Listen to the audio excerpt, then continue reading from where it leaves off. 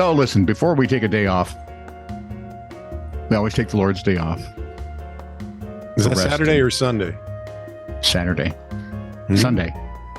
The Sabbath is Saturday. Are you Jewish now? What? Maybe a little. Shalom. Was Jesus Jewish? Dumbest argument in the history of mankind. Where was I now? You're at home reading doing the intro to the story. Oh, that's it. Yeah, or to the whole thing. I'm just pretending because luckily with my mushy brain I can. Pretending none of that just happened. Like, subscribe, and follow. This is Truly News what? if you would. Exactly. Who are you? Why am I here? Like, subscribe, and follow us.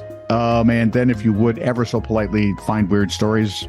I mean, you don't have to look for them because honestly, they're out there. Who knew that Skulder and Mully and Skulder? Skulder and Mully, I like. Yeah, who knew they were right? It is out there. You can send off stories that do not involve aliens to TITR@netradio.network unless the aliens are funny or weird. Yeah, weird and funny are good. Yeah. Gross is good too if it's a gross is good. Gross. Scary is fine. Yeah. So yeah, anything like that, TITR@netradio.network. This is True, Really News with Scott Combs and Tony Vercanis. All the news you're about to hear is true. Really? As far as you know. Snake story. My God, man. All I did was Google. Would you Google snake stories? Funny snake stories. Attaboy. Because, there are other kinds of snake stories that aren't funny. Right. It is. Well, I keep thinking about those kids who got bit by snakes over in India and then would bite the head off them or kill them in some other ways. Remember, we've done a bunch of those. Those are cool. Anyway, it's closing time. I come across a man in the reptile section staring intently at one of our pythons. Sir, just to let you know, the store will be closing in about, and the customer silences me, continues to watch the snake. Sir, customer, I heard you. I'll be out in a minute. This brat can't last much longer. The snake moves to the side. So does the customer. It slithers back to its original position, and he follows suit. I notice his eyes are quivering all this time, and he hasn't blinked once. Sir, forgive my asking, but are you trying to have a staring contest with Archie here? Yes. Snakes can't blink, right? Expletive. I've been challenging this brat for the last 10 minutes. Lost every time, didn't you? Every freaking time. Oh, that's so good.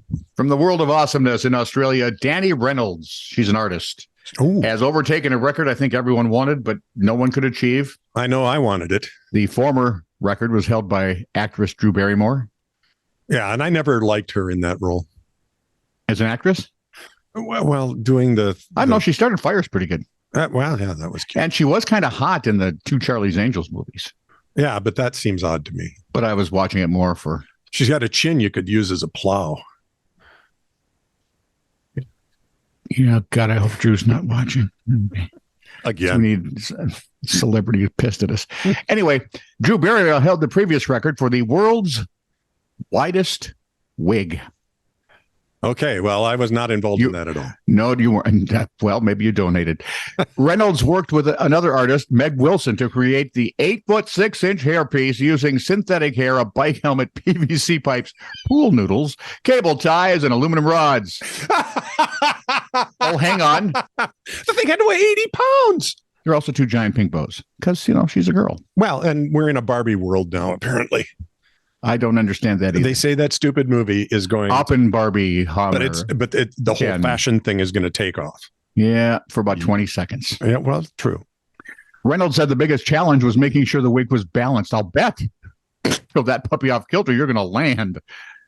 Not having a background in structural engineering or props making made this quite a difficult task, said Danny. The enormous wig took the women about 2 months to make and cost $2,700. Why? That seems... Why? Thank you. Seems like a lot to just, Why? Somebody woke up one morning and said, "Have I got an idea?" Yeah, but they were sweating. And whoever they told it to said, "Yeah." But the other person was drunk. So you've got and the other wasn't paying attention. Yeah. And the third one just said, "What do you want me to do?" I got some pool noodles and confetti, and I got 2 pink bows. All righty. Are you sitting down? Yes. As Sweet Pea. First, the city of Atlanta demolished a house owned by Everett Tripodis without properly informing him. I went out for a gallon of milk, came back, my house was gone. You know, you could tell that story to anyone and just have another drink, dude. Yeah, right. Now, city officials are suing him to recoup the $68,000 they claim to have spent tearing down the house. Excuse me. They tore down the guy's house without telling him. Yep. And now they want him to pay for it. Yeah. This is called chutzpah, I think. You know, what's that thing? Something eminent domain? Do cities have that? Well, they can use it now and again, but this isn't what happened here. Okay, what happened here? The city wants to force the sale of the lot to pay for the demolition. Yeah. A TV station locally found the city building inspector's office sent letters warning the house had been condemned to Lawton Avenue, which is in the 30314 zip code. Okay. The house is actually on Lawton Street in the 30310 zip code. So you've got one house saying, "What do you mean we got to move out because you're going to demolish it?" So close. And the other one's going, "Why did you destroy my house without telling me?" You know, the city, I wouldn't be surprised if the city of Atlanta asked the other house to chip in, right? You guys might as well split it. Good. We need some money, and we got to take your house too. Yeah. So pony up now. Why do they want these houses? Oh, because they think they're condemned. The one was condemned. They tore down a house that wasn't condemned. No, they tore down the house that was condemned, but they sent all the condemned notices to a house that wasn't condemned. This is I wish this would have been somewhere where people in the Flathead Beacon could have called. Right. That would have been better. It would have been cute. But, oh my God. In Caledonia, Michigan, Andrew Clark comes from a long line of Y chromosomes. Well, WZZM, there I was being British for a second. WZZM TV reported for the past 138 years, there have been no girls born to his family. Oh. 0.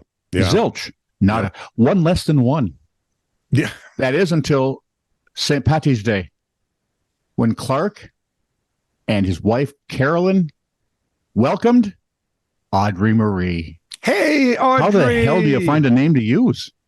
Right? I mean, which aunt are we picking from? None of them. All the way back to 1885, and Clark's great-great-grandfather, only sons have been born to this family. Carolyn said it was just joy, and just that she was here and healthy. And, of course, it made it more special that she was a girl. Oh, duh. Now, if you look at the definition of spoiled, pretty soon you're going to see Audrey Marie's picture right there. Yeah, absolutely. Absolutely. My dad's family was similar. Nowhere near that long, but for generations, they didn't have girls until my sister Sue was born. And then she was the first girl in, 60 years, something like that, 60, 80 years. And she carried the banner well. And then, let's see, I can't remember whether my cousin was born or my little sister was born next. I don't know, but there were 3 girls in the family of all boys. 5 boys. We were doing, when we had our children, we had the lovely and talented Cara. Yes. She's a girl. I've noticed that. And then we had Eric. And he's something else entirely. Yes, he is. And then came cousins Nick, Tarek, Michael, and Al. Okay. before finally Mm-hmm. they got cousin Bella. Bella. And then the cousins had children. Kara started this off with 3 girls. Count them. It's like, so we just do streaks of things here because now Eric has 2 boys. See, that's what Ann ordered when we were making kids. One of each or 2 No, boys? 2 boys. She didn't want any that's girls. a mistake, dear. She wanted no competition for Queen of the House. Yeah, And but there's a lot of stupid in the house with 3 guys. Well, that and Ian took over the Queen of the House role. So I'm just going to sit here quietly now. I'm not afraid of him. You should be. He'll unplug you one day. I'm thinking next Tuesday might be it. This is for that Queen remark. Hi, Dad. How are you? Oh, hard to breathe now, isn't it? Yeah.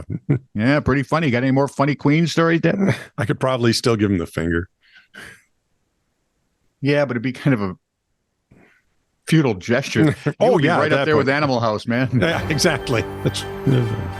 This is true, really news. Send email to TITR@netradio.network.